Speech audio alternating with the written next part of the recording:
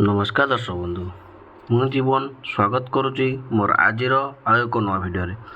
तो दर्शक बंधु आपण गोटे बहुत बड़ा विशेष सूचना कि आपणकर जो एप्रिल 1 रु आपणकर लागू होगा जाऊँगी जहाँ भी आपणकर रूल अच्छी जहाँ भी गवर्नमेंट तरफ लागू होगा जाऊँगी तो एप्रिल 1 रु आप कौन सब नियम सब लागू होगा जाऊँगी तो से सब विषय में मुझे स्टेप बाय स्टेप आपको जनइबी आपको वीडियो को फास्ट लास्ट में देखा अनुरोध रहा भिडियो फास्ट लास्ट देखिपारे आप जापर जे आपंकर कौन कौन नियम सब आप लागू होगा जाऊँगी तापर जदि आप भिडियो नुआ अच्छा तो भिडियो को लाइक कर चैनल को सब्सक्राइब करने जमा ही भूलुनि। तो दर्शक बंधु आपणकर एप्रिल 1 रु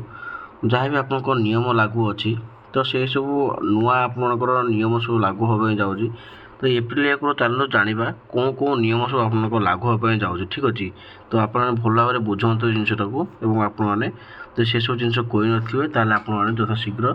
से सब जिन कर ठीक अच्छे। तो चलते मुझे आपको पढ़ी जन दूसरी कि नूतन आर्थिक वर्ष एप्रिल 1 रु कार्यकारी होगा जाऊँगा अनेक प्रमुख आयकर एवं आर्थिक नियमावली सरकार केतेक गुरुत्वपूर्ण घोषणा कर 2026 बजेट रे पान कार्ड व्यवहार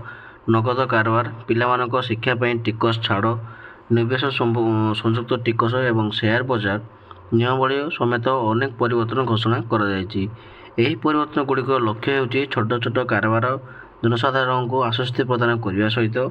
बड़ कारबार उपरे सरकारी तदारक को सुदृढ़ करवा। एवं चलते जाना आपंकर पान कार्ड झमेला कौन रही जिनटी यही छोट छोट आर्थिक कारबार पान कार्ड आवश्यक कर झमेला ह्रास पाइब वर्षारा बैंक किंबा डाक घर 10 लाख पर्यंत नगद जमा किंबा उठाण पान प्रदान करने बाध्यतामूलक हेबना होटेल रास्तार ही किंबा कार्यक्रम 1 लाख टंका पर्यंत बिल पान विवरणी प्रदान करने एवं आवश्यक हेबना 5 लाख टंका पर्यंत मूल्यर नूतन कार किंबा मोटरसाइकेल क्रय आओ पान दरकार हेबना सेहीपरि घर किंबा फ्लाट किणवा समय 20 लाख टंका पर्यंत कारबार आ पान कार्ड आवश्यक होबना एनआरआई संपत्ति किणवा समय पान कार्ड आपको दरकार होता तो से सब सरल करने जाए टान बदल पान व्यवहार कर ठीक अच्छे। तो बर्तमान मुझे आपको कही कि पान कार्ड बाबद आपर कौन ना आपंकर जहाँ भी किसी आपर डाकघर कि 10 लाख टंका पर्यंत आप पैसा जो उठाऊले बैंक रे तो ये 10 लाख पर्यंत आपको पैसा उठाई गोटे पान कार्ड दरकार पड़ता ताकि पान कार्ड दरकार होना किंबा आपंकर रास्तार कार्यक्रम जहाँ भी 1 लाख टंका पर्यंत बिल पान विवरण प्रदान करा पड़ता सेटा दरकार होना ठीक अच्छे। आउ 5 लाख टंका पर्यंत आपंकर जो मोटरसाइकेल किंबा कार आने चेष्टा करते तो से सब जिनस आपंकर पान कार्ड दरकार होना आ गोटे कथा देखो घर किणवा पूर्व आपंकर पान कार्ड गोटे दरकार होता जहाँकि आपंकर 20 लाख टंका आपंकर यूज कर पान कार्ड आपको दरकार होना एवं जाना आपंकर बीमा एवं क्षतिपूर्ण बाबद देखो बीमा क्षेत्र में प्रत्येक पॉलिसी क्रय एवं पान प्रदान करने बाध्यतामूलक हो आहरी मोटर दुर्घटना क्लेम उपरे सुध एवं करमुक्त हो टीडीएस कटाଯିव ना यह दुर्घटना पीड़ित संपूर्ण क्षतिपूर्ण सुनिश्चित कर प्रशासनिक कार्य सरल कर। तो जो मैंने इंश्योरेंस कर बर्तमान ये पान कार्ड टे बहुत पूरा बाध्यतामूलक आपंकर एवं आपंकर बिना पान कार्ड जदि आपने किसी भी कर आपंकर जहाँ भी किसी इंश्योरेंस तरफ आपको क्लेम हुए तो से क्लेम आपको मिल ना ठीक अच्छे। तो यहाँ हूँ बीमा एवं क्षतिपूर्ण बाबद को नुआ नियम आसी ठीक अच्छे। आगे देखो शिशु शिक्षा पर कौन लगे टिकस जहाँ भी रही आपंकर तो चलो से जाना पूर्वर पिलामानकर शिक्षा भत्ता उपर टिकस छाड़ प्रति मासरे केवल 100 टंका थिला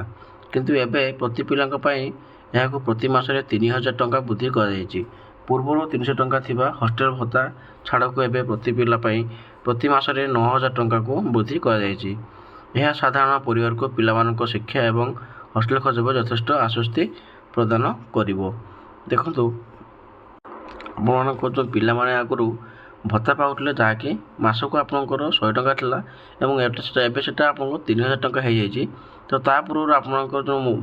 वर्षक भत्ता आपको 9000 टंका पाउले और ता पूर्व आपंकर हॉस्टेल खर्च आपको जहाँ भी किसी जिनस था तो सेटा एबे कौन कराई ना आपंकर ଭତ୍ତାକୁ ଆପଣଙ୍କୁ ବଢ଼ାଇ ଦିଆଯାଇଛି। ଠିକ୍ ଅଛି, 100 ଟଙ୍କା 3000 ଟଙ୍କା, 3000 ଟଙ୍କାରୁ ଆପଣଙ୍କୁ 9000 ଟଙ୍କାକୁ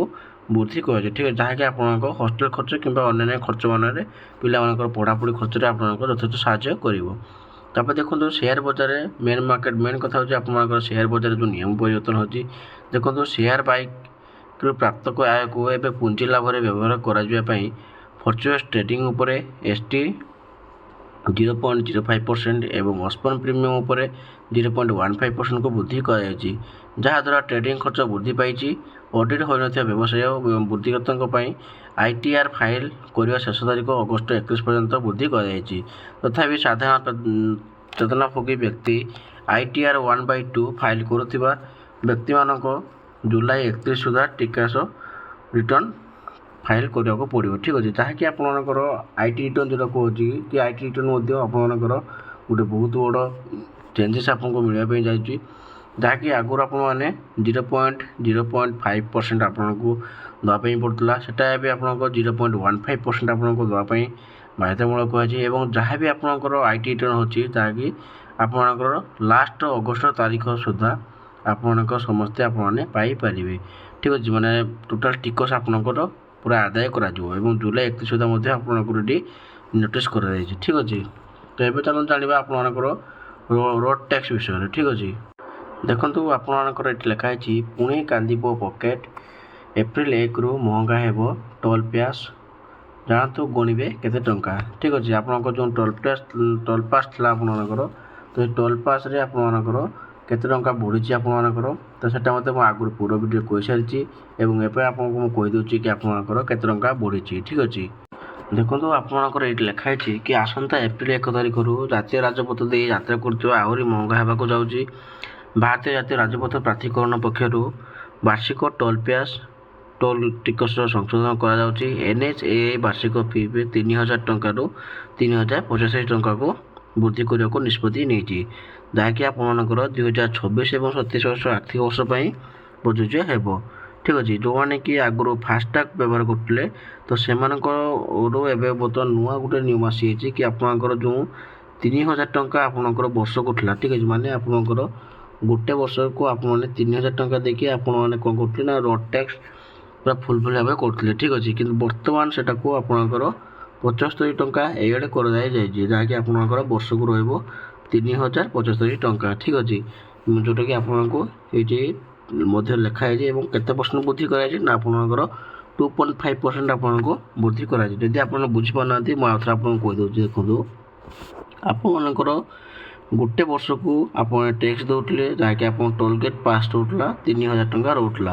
କିନ୍ତୁ ବର୍ତ୍ତମାନ ଯେଉଁଟା ନିୟମ ହେଇଛି ଆପଣଙ୍କର ଏପ୍ରିଲ 1ରୁ ଲାଗୁ ହେବା ପାଇଁ ଯାଉଛି, ଆପଣଙ୍କର ସେଇଟାକୁ 75 ଟଙ୍କା ଆଉ ଟିକେ ସରକାର ବଢ଼ାଇ ଦେଇଛନ୍ତି, ଯାହାକି ଆପଣଙ୍କର 2.5% ଆପଣଙ୍କର ରହୁଛି। ଠିକ୍ ଅଛି, ବର୍ତ୍ତମାନ ଆପଣଙ୍କୁ ଯଦି ବର୍ଷକୁ ଆପଣମାନେ ନୂଆ କରିବା ପାଇଁ ଚାହୁଁଛନ୍ତି ଟୋଲ୍ ପାସ୍, ଆପଣଙ୍କୁ 3075 ଟଙ୍କା ଆପଣଙ୍କୁ ଦେବା ପାଇଁ ପଡ଼ିବ। ଠିକ୍ ଅଛି, ତ ଏଇସବୁ ଜିନିଷ ଆପଣମାନଙ୍କର ନିୟମ ଲାଗୁ ହେବା ପାଇଁ ଯାଉଛି ବହୁତ ଶୀଘ୍ର ଏପ୍ରିଲ 1ରୁ ଆପଣମାନଙ୍କର ଲାଗୁ ହେବା ପାଇଁ ଯାଉଛି ଏସବୁ ନିୟମ, ଯାହାକି ଆପଣଙ୍କୁ ମୁଁ ଭିଡ଼ିଓ ମାଧ୍ୟମରେ ଜଣାଇଦେଲି। ଯଦି ଆପଣମାନେ ଏତେ ପର୍ଯ୍ୟନ୍ତ କିଛି ବି ଜିନିଷ କରିନାହାନ୍ତି, ତ ଆପଣମାନଙ୍କୁ ଯଥାଶୀଘ୍ର ଆପଣମାନେ ଯାଇକି ଏପ୍ରିଲ 1ରୁ ଆପଣମାନେ ଏଇ ଜିନିଷକୁ କରିନିଅନ୍ତୁ। ଠିକ୍ ଅଛି, ଯଦି ଭିଡ଼ିଓ ଭଲ ଲାଗିଥିବ ତ ଭିଡ଼ିଓକୁ ଲାଇକ୍ କରି ଚ୍ୟାନେଲଟିକୁ ସବସ୍କ୍ରାଇବ୍ କରିବା ପାଇଁ ଜମା ବି ଭୁଲନ୍ତୁନି।